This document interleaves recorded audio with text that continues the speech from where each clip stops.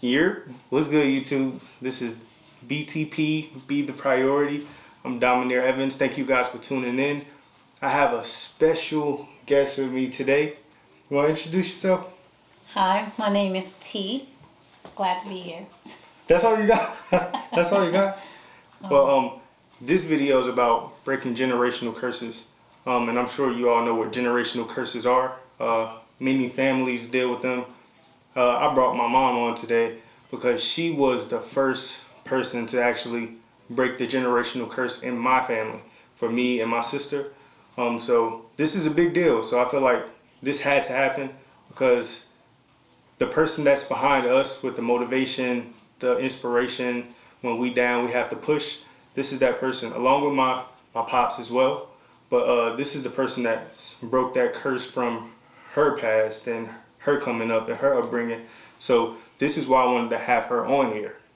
How you feel about generational curses? Generational curses for me it's a form of bondage if you stay in those curses, if you don't allow yourself to break them. You have to have that strong mindset, that strong willpower to break them. And you got to think about not just for you, but for your kids and for their kids. Absolutely. You know, for them to pass on to their kids, and so forth. So generational curses for me, it was a very tough thing to do. I bet. Yes. Because I don't want to spoil it, but I will spoil it for them.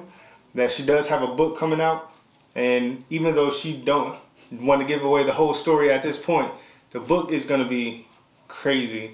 I know she got the title of the book and everything, but I don't want to expose anything without her consent because this is her work, this is her life.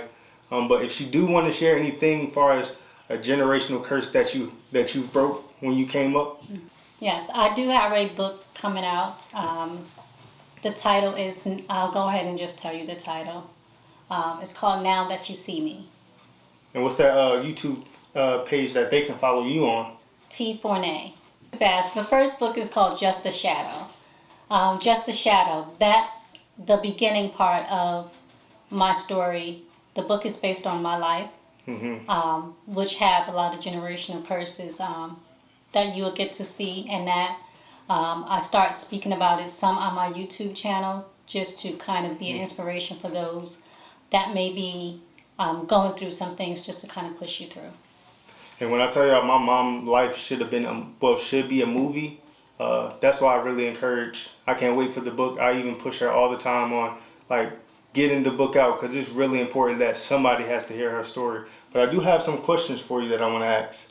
Growing up, what triggered you to make the change of being like, all right, I got to break this curse? What triggered that to get it going?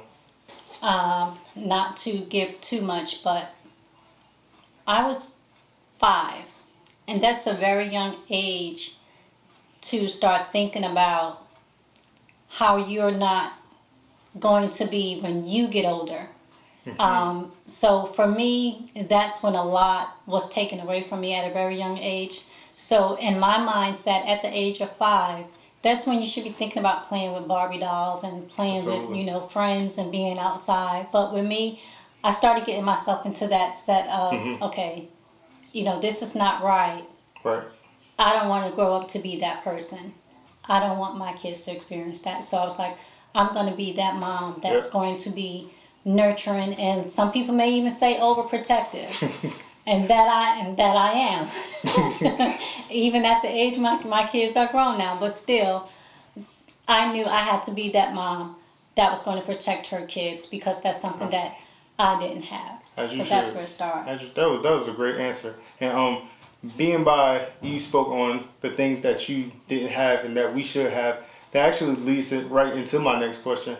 So with us growing up in like an impoverished area, the projects, what kept you motivated during those times? Because I know it's like hard to be in the projects and being around people with negative mindsets. So what actually motivated you to keep going, to keep pushing to break these curses? One of the things, actually, to be honest, being in the projects pushed me, and I can be very specific on one thing too, that even before this age, I still was transitioning my mind to break those curses. But one of the things that where I'm like, if I'm going to be a mom, my kids are not going to see this. They got to know it's more to this. And that was one time. And just being raw and honest, because that's who I am. With my daughter, I was pregnant with my first child at the age of 20. So with that being said, being on welfare, that's what we called it back up in New Jersey, welfare. Yep. Where you get the stamps and you get the cash. You got to go in every 6 months, bring your kids in for them to see that you really had a kid, for them to tell you what you can and can't do and how much money you can make. And at that time, I was working, but I couldn't make but so much in order to keep getting assistance, to have that cash to clothe my kids, along with what I was working, my paycheck, to have the food stamps to put food on my kids' table. Yeah. So one particular day, I went to welfare. It was time for my 6-month checkup. So I went and I'm sitting there with my daughter at the time, and I'm looking around at all these young females. Mm-hmm. And I bet most of them were black too. Yes. I bet. Black, Spanish, with all these kids, you got one in the stroller, one just walking, another one in the belly. So I'm sitting there and and tears just started flowing down my face as I'm sitting there waiting for my social worker to call me back. So he called me back and he said, T, what's wrong? He said, why are you crying? I'm just going to say Mr. G. Mm-hmm. I said, Mr. G, I said, I can't do this. My kids can't grow up to be in this like I am. I said, so I have to work. I said, when my daughter get of an age where I'm comfortable, where she can go to daycare and let me know if anyone harmed her, then I will put her in daycare. I said, but I need to work. I need to push more. I said, I need to have a daycare set in place so my kids can go, so I can get out there as a mom and provide for them. I said, being on welfare for the rest of my life, having kid after kid after kid, I can't do that. That's not me. That's not part of my plan. If you had to go back, because you did an amazing job at being a mom and getting out of that situation, what would you change if you had to change anything, or will everything be the same for you as far as today? I know a lot of people answer that question. They're like, well, if I had to go back and change, I would change this. For me, this is the hand that I was dealt. Absolutely. For a reason. I was given these situations and experiences. I'm going to say they are experiences because I got through them. So for me, I wouldn't change a thing. I wouldn't change a thing. And I think that's what made me strong. A lot of people on here know that I'm strong, but this is the person that really made me who I am, as far as strength and coming from, a lot of people say they came from the projects or they came from poor, but some people never even experienced their lights being out for a day or so. But we've actually experienced that. And it's just not even just that is a curse, but generational curses are just even family secrets that our family has too that nobody wants to talk about, or even when you want to go see a therapist and everybody in the family just yelling, I'm fine, I don't need to see a therapist. Those are generational curses as well. I want to share some things that you breaking that curse helped me and Sansaray as well. So that helped us to, now when we have kids, like I told you when we went out to eat, I was like, that just helped me to be better than you were, and this is going to help my children be better than I am. Their grandchildren are going to be better. So this is putting us on an equal playing field with society now. Before it was if we were on government assistance or food stamps, and that's why I never want to be on that. And I always recommend people to do your best with supplying for your family, because if I'm on government assistance or food stamps, I don't feel like I'm on the same playing field with society. Somebody can look down on me or somebody have something over my head. Right. But being by you not in that, so congratulations, you're not on no food stamps or government assistance. Not saying it's a bad thing if you need it, but most people just abuse the system. So I just want to say that helps us with our future kids and things like that. And I would have loved for Pop to be on this video too, but I know how he feels about cameras. Yeah. But that really helped us with like launching ourselves and our future. And I really appreciate everything that you've done, and even It's Pop too. nothing's ever needed. You know, it's part of your growth with the system. You know, I'm not down in the system because guess what? The system, it got me to do what I needed to do for both you and your sister. It got me to look at, okay, wanting more out of my life. It actually added something on top of the curses that I was breaking, because being in the projects, if I was that mom that was like, okay, well, you know what? The food stamps looking really good. The money that they give me looking really good. That's like, okay, yes. Okay, so the government is helping you raise your kids. They telling you what you can and cannot do, what you can and cannot make, living in the projects. Yes, it's based on your income.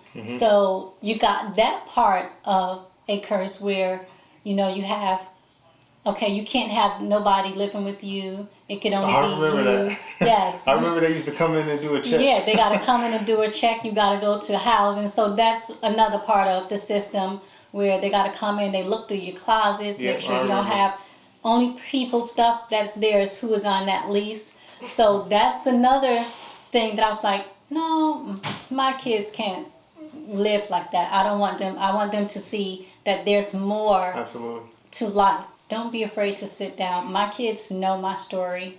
That's one thing me and my husband, Channing, we always was honest with them about our life. So they know everything. And that's the first part that us as parents have to be, is transparent with your kids. Because that's how you begin to break those generational curses. Yeah. You know, you got to teach your kids. And I'm going to say this too. I always tell my son this. Things that I don't know, that I didn't know, that I wasn't taught, I'm not ashamed to say, I learned from my kids.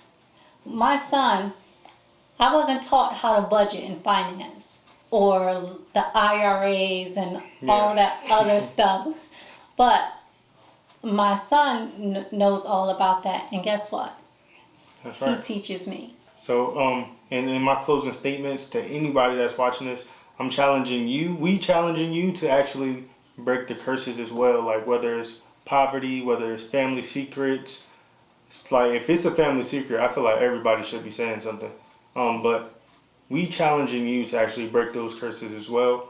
And do you have anything in closing? There are also curses when it comes to friendships. It's not always just generational with family. It's friendship curses. You have those curses too. So I want you to speak about some curses that you have broke yourself. Oh, okay. So, I have a curse. Oh, well, we were just talking about this the other day. I stopped wearing earrings. I remember back in the day they said earrings were a feminine thing. Not saying that I'm feminine or anything like that, but I've stopped wearing earrings as of today, because back in the day they say it was feminine, blah, blah, blah. But me taking out earrings broke the curse of, it's time for me to have a backbone more for myself. So this is breaking curses as far as habits and people. I done cut a few people off this last few weeks. And I feel like everybody should be doing the same if nobody is giving you the value that you need for your life. If that person isn't giving you value, it's time to do away with it. Like, everybody can't go with you to the next level, as we all know that already. But also, it's not just about people either, it's about the habits. So I had habits of not speaking up for myself sometimes, or letting somebody get away with like slick words and things like that. But it's actually time to actually stand up for yourself and who you are. You are here for a reason. You are here on earth for a reason. So you can't just let people run you over, because you are special. So I took the earrings out, which was a curse. I've been wearing earrings since I was... It was a long time. A long time ago. Maybe like 7, 8 years old. Here I am, a week away from being 26. And I'm finally stopping wearing earrings. And this is the curse that I'm breaking, to actually push myself to break these bad habits and gain new ones. get rid of old friends and people that don't serve me a purpose. They just have to know like this isn't your area anymore. You can't just be in here just leeching around now. It's time for you to go. And it's time for me to go. So that's how I broke my curse. And I thank you so much for being a special guest on here. You're actually the first. So thank you so much for being a special guest on here. I know you've seen my outros. Yes. So thank you guys for tuning in once again to my YouTube channel. I am Dominic Evans. This is my mom, T Fournay. This is BTP, Be the Priority, whatever you want to call it. And as always, we out.